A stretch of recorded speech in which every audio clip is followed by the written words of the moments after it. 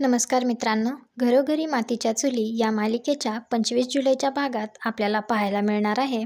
जानकी ऋषिकेशला म्हणत असते, आपण घरी न सांगताच हळदीच्या अंगाने बाहेर गेलो, त्यामुळे आई नानांना खूप वाईट वाटले. मला सुद्धा याचं खूप वाईट वाटतंय. तर ऋषिकेशला सुद्धा सांगून न गेल्यामुळे थोडंसं वाईट वाटत असतं. पण जानकीच्या मनातील संशय दूर झाला याचा थोडासं ऋषिकेशला बरं वाटत असतं. परंतु जानकी म्हणते, आपण ती फाईल बघितली आहे, परंतु त्याचा सगळा उलगडा कुठे झालाय आणि हे सगळं कोण करतंय आणि आपल्याला हे सगळं करायला कोण भाग पाडतंय. तर ऋषिकेश लगेच म्हणतो, त्या ऐश्वर्याशिवाय दुसरं कोण असणार आहे. इकडे हिम्मतराव नानांना घेऊन आतमध्ये आलेले असतात. ते नानांना सांगतात की ऋषिकेश आणि जानकीला संशय आला होता. त्यांना फोनवरून कोणीतरी फाईलबद्दल माहिती देण्याचा प्रयत्न केलाय. जानकी जेव्हा माझ्या घरी आली होती ना, तेव्हा तिने तो फोटो पाहिलाय आणि खबरदारीचा उपाय म्हणून मी तो फोटो बदलला आणि ती फाईलसुद्धा बदलली. त्या दाखल्याच्या फाईलच्या जागी मी हिशोबाचे पेपर लावले आणि तुमचा आणि सुमित्राताईंचा फोटो लावला. हे ऐकून तर नाना म्हणतात, हिम्मतराव तुम्ही मला खरंच जीवनदान दिलंत. हिम्मतराव नानांना सांगतात की तुम्ही आता हा विषय कुठेच काढू नका. हे सगळं ऐश्वर्या दरवाजाला कान लावून ऐकत असते आणि ती मनात विचार करते, मी माझा प्लॅन असा फसू देणार नाही. त्यानंतर हिम्मतराव तेथून निघून जातात. इकडे ऋषिकेश जानकीला म्हणत असतो, माझ्या घरातल्या सगळ्या हालचाली त्या मेसेज करणाऱ्या माणसाला कसं ठाऊक? दुसरं कोण असणार आहे? ऐश्वर्याच ना? ते काही नाही, मी आत्ता जाऊन तिला जाब विचारतो. तर जानकी त्याला थांबवते आणि म्हणते, आता हे शक्य नाहीये आणि आपल्याकडे कोणता पुरावा आहे का की हे सगळं ऐश्वर्यानेच केलंय याचा?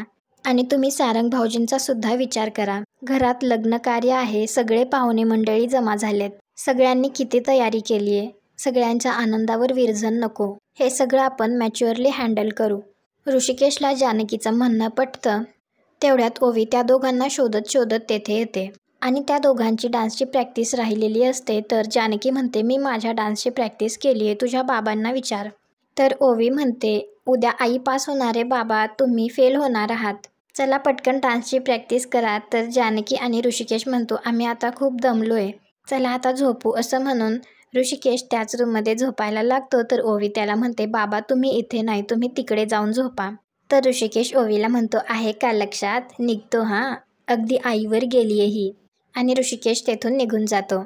ऐश्वर्या येऊन आजीला सांगते की हिम्मतरावांनी त्या फाईलमधले सगळे डॉक्युमेंट्स बदलले. आता ना त्या फाईलमध्ये ऋषिकेश दादांच्या जन्माचा दाखला आहे आणि ना तो फोटो. ते हिम्मतराव दिसतात तितके साधे नाही आहेत. तर आजी विचारते, मग आता काय करणार? तर ऐश्वर्या म्हणते, आता आपण गप्प नाही बसायचं, इकडून तिकडून सांगण्यापेक्षा आपणच जाऊन डायरेक्ट त्यांना सांगू. तर आजी म्हणते, मी तसं नाही करू शकत, मी शपथ घेतली आहे. तर ऐश्वर्या तिला म्हणते, तुम्ही तर ऐनवेळी माघार घेताय. रणदिवे घराण्याचं हे जे सत्य आहे, जे कित्येक वर्ष लपवलं होतं, ते कोणी सांगितलं मला? तर आजी म्हणते, मी. तर ऐश्वर्या म्हणते, मग तुम्ही हे सत्य मला सांगितलं हे मी जाऊन आईंना सांगू का? तर आजी तिला म्हणते, तू तर माझ्यावरच उलटतीयस की. तर ऐश्वर्या लगेच म्हणते, तुम्ही तर ऐन युद्धाच्या वेळेसच पळ काढताय. आजीचं म्हणणं असतं, मी शपथ न मोडता तो सगळा खजिना तुझ्यासमोर उघड केलाय ना.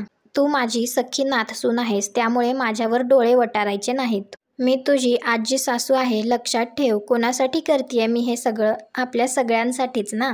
तर ऐश्वर्या आजीला म्हणते, तुम्ही सुद्धा त्या मास्तरीन बाईसारखं लेक्चर देऊ नका, आधीच माझं डोकं फिरलंय. उद्या त्या दोघांचं संगीत आहे ना, मी सगळ्याच्या आनंदावर विरजण नाही घातलं तर नावाची ऐश्वर्या नाही. दुसऱ्या दिवशी सकाळी संगीताचा कार्यक्रम असतो, त्यामुळे सगळ्यांची घाई गडबड सुरू असते. तर कार्यक्रमाला सुरुवात होते. सारंग आणि शर्वरी सूत्रसंचालन करत असतात.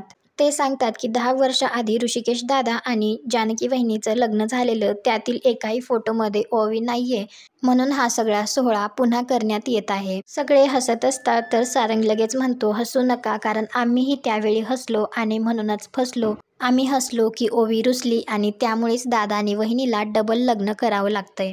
ते दोघं खूप छान पद्धतीने सूत्रसंचालन करत असतात आणि ते सांगतात की त्या दोघांचं लव्ह मॅरेज आहे. तर सारंग म्हणतो, आणि तीच आपल्याला न माहीत असलेली लव्ह स्टोरी आज इथे आपण सादर करत आहोत, नाचत आणि गात. अगदी छोट्या जानकी आणि ऋषिकेश पासून म्हातारी जानकी आणि ऋषिकेश पर्यंत. कार्यक्रमात विशेष पाहुण्या म्हणून वैशालीताई सावंत आलेल्या असतात आणि त्यांच्यासोबतच त्यांचे छोटे उस्ताद सुद्धा असतात. त्यावेळी त्या सगळ्या लहान मुलांचा एक छोटासा डान्स होतो. तो डान्स झाल्यानंतर ऐश्वर्या आजीला खुणावून बाजूला यायला सांगते. ऐश्वर्या आजीला म्हणते, तुम्हाला सगळं माहिती आहे तर तुम्ही जाऊन जानकीच्या कानात सगळं सांगून टाका. आजी तिला म्हणते, मी तुला सांगितलंय, मी माझं काम केलेलं आहे, तेही शपथ न मोडता. आता पुढे काय करायचं आहे ते तू बघ. तर ऐश्वर्या म्हणते, मी जर हे त्यांना सांगितलं तर ते मला विचारतील ना की तुला हे सगळं कसं कळालं, मग मी काय करू. आजी म्हणते, आता सगळे कार्यक्रमामध्ये रमलेले आहेत तर आपण पुढे बघू काय करायचं ते. ऐश्वर्या आजीला म्हणते, तुम्ही असं ऐनवेळी माघार घेता, आपल्याला रंगाचा भंग करायचा आहे ना. तेवढ्यात सुमित्रा त्या दोघींना बोलावण्यासाठी तेथे येते आणि त्यांना विचारते, तुम्ही इथे काय करताय. तर आजी लगेच म्हणते, मी तिला घरगुती कार्यक्रमामध्ये घरगुती कसं वागायचं हे सांगत होते. त्यानंतर त्या तिघी कार्यक्रमामध्ये येतात आणि आजचा भाग इथेच संपतो. पुढील भागात आपल्याला पाहायला मिळणार आहे, कार्यक्रम खूप आनंदात आणि उत्साहात साजरा होत असतो. त्यानंतर ऋषिकेशला कोणाचा तरी अननोन नंबरवरून फोन येतो. त्यानंतर ऐश्वर्या जाऊन ऋषिकेशला सगळं सांगणार असते तर तिला सयाजीराव अडवतात आणि म्हणतात, योग्य संधीची वाट बघायची असते. आणि मग ऐश्वर्या त्या योग्य संधीचीच वाट पाहत बसलेली असते. तुम्हाला हा भाग आवडला असेल तर व्हिडिओला लाईक करा, शेअर करा. आपल्या मराठी मालिका या चॅनलला सबस्क्राईब करायला विसरू नका. भेटू उद्याच्या भागात.